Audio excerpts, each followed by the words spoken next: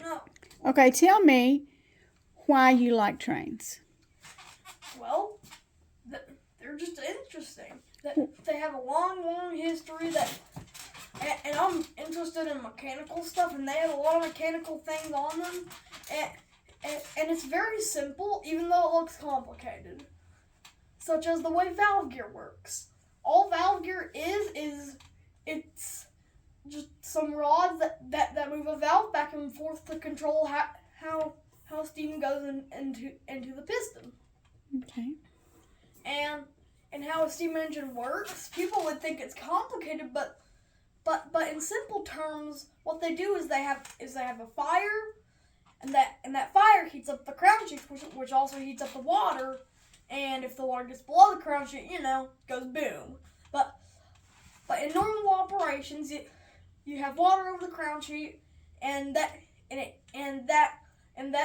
fire through fire tubes to spread the heat out through the whole locomotive and to carry the smoke out of the locomotive so it doesn't build up and smother the fire. It travels through fire tubes so that there's more heat through the whole boiler, and that heat makes steam because it's a steam engine. Yeah. And that steam goes to the highest point as it tries to escape. And if the pressure gets too high, it'll blast out of the safety valves to prevent an explosion. Okay. So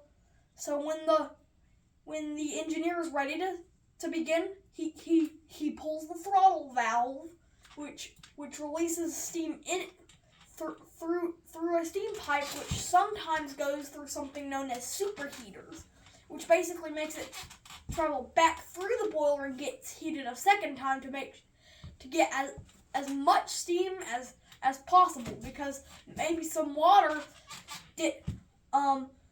condensed back into water, and so now that could break the cylinders by causing a small explosion.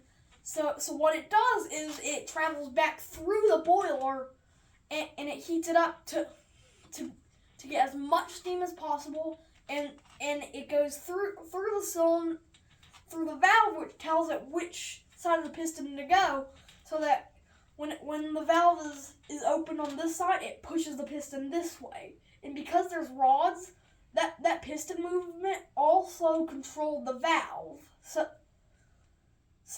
because the piston moves, and this will move back, and it's like this. So this side is now open, steam goes here, and it pushes it back. But because this pushed back, this gets pulled forward, and now this side's open, back and forth, back and forth, back and forth. Used to, they didn't have that. Used to, it would be you'd have to inject the steam at the right time. So and it would be a single acting. So it'd be inject steam, and using the momentum, it would have to go back to its starting position, and it'd do that over and over. And so they would have a second piston to do the other half of the work. And so now they have the valve so that it is now a double acting.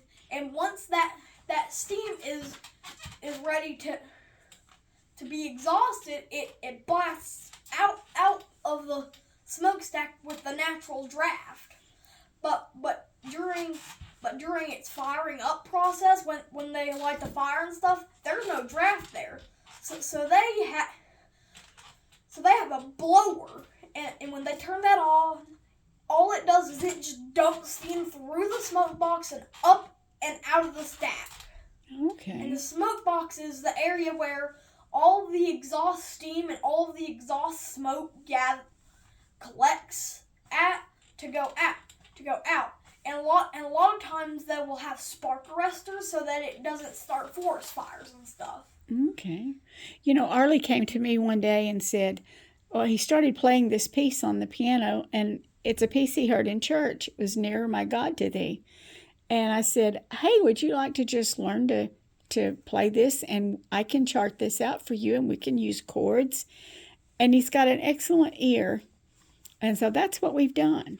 We're learning to read charts. I have several students that are doing that, but I wanted you to hear a little bit about what Arlie's passionate about. Now, if I can get him to be that passionate about his music, we will have it made in the shade. But anyway, thank you, Arlie, for sharing with us.